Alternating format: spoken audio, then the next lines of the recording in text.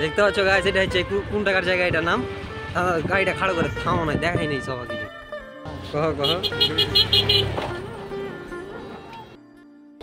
ভাই না রে, পরে ভাই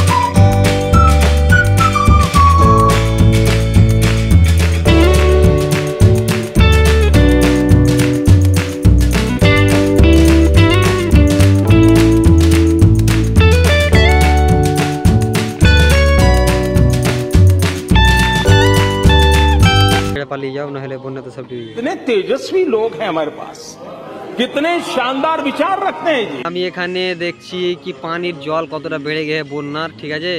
এই যে দেখো কতটা জল বেড়ে, তো ব্রিজের কাছ থেকে যাবো না, আমাকে ভয় লাগে ভাই। দেখতে পাচ্ছ জল কত বেড়ে, দেখতে পাচ্ছ। এই দেখো এইদিকে দেখো, এই দেখো প্রচুর জল পরিমাণে বেড়ে মনে হচ্ছে বান হয়ে যাবে, ঠিক আছে। সবাই বাড়িতে থাকো, সুস্থ থাকো এবং